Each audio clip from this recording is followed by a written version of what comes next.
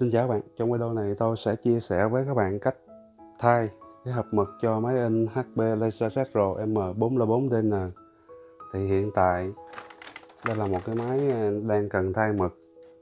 Thì để các bạn thay mực thì các bạn thấy ha, bên tay phải của máy mình xoay qua các bạn xem ha, đây chỗ này các bạn nhấn vào, sau đó bật cái nắp cửa ra. Tiếp theo các tay các bạn sẽ nắm vào giữa ngay cái hộp mực này, các bạn kéo thẳng ra bên ngoài. Các bạn lưu ý với mình ha, các bạn sẽ kéo thẳng ra bên ngoài, không lắc qua lắc lại nha. Cái tay cầm thì các bạn cầm theo cái hướng này cho nó thoải mái, kéo thẳng ra. Đây là một cái hộp mực zin chính hãng theo máy.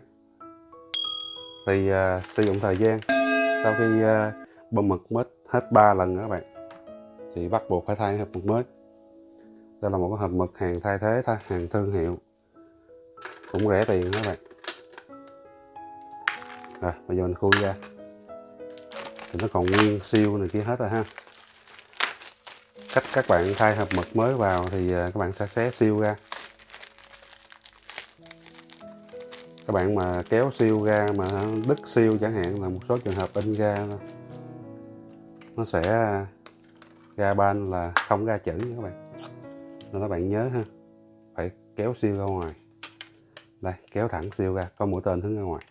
Mực nào cũng vậy nhé các bạn, mực chính hãng hay mực thương hiệu ha, mực tương thích gì cũng giống nhau cả thôi, phải kéo siêu ra. Đây là một cái máy 404 mình cũng đã fix không gắn viết nha các bạn. Rồi cách lắp hộp mực vào thì chữ đọc thuận các bạn, chứ không có đọc ngược gì, ý mình là vậy. Rồi đây, cầm vào thì thường là hai bên, máy in nào cũng vậy, nó sẽ có hai cái rãnh hai bên để nó hướng cái hộp mực đi vào. Thì các bạn chịu khó mình quan sát một chút xíu. Thật ra thì các bạn khi cầm mực vào, các bạn thí dụ mình để nghiêng cũng không được, nghiêng cũng không được. Đây mình để lên, nó có một chiều một các bạn, nên là các bạn chịu khó ha, mình quan sát. Để thẳng vào, đây, để lệch là không vào. Này, để thẳng, đẩy thẳng vào bên trong nha các bạn, đẩy đến khi nào thấy mà nó sát vô trong là ok. Rồi sẵn đây chia sẻ với các bạn luôn, trường hợp một số là cái hộp mực ngay chỗ này nè, nó bị mất cái lò xo. Nếu mà trường hợp mất lò xo thì các bạn hãy cố gắng xoay cái nhông này nè.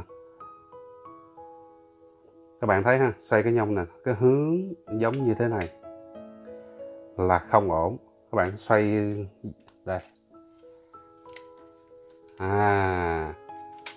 mình xoay ngửa vào như thế này nha các bạn.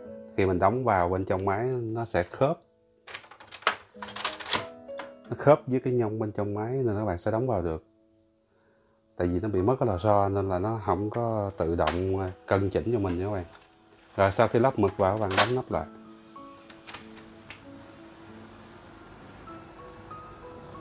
Rất là đơn giản ha các bạn.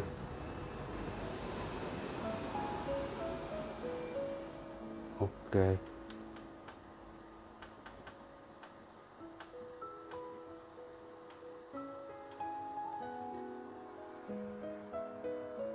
Mình nên report demo ra nha các bạn.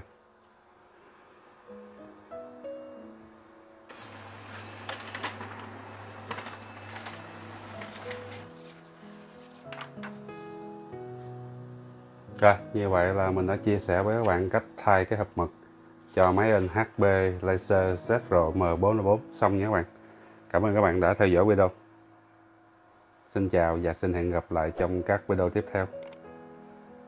Chúc các bạn thành công. Bạn nào mà thích fix cho cái máy mình, nó mỗi lần thay mực không phải đổi chip tới lui, liên hệ mình ha, 090 3968 225 nha các bạn. Xin cảm ơn.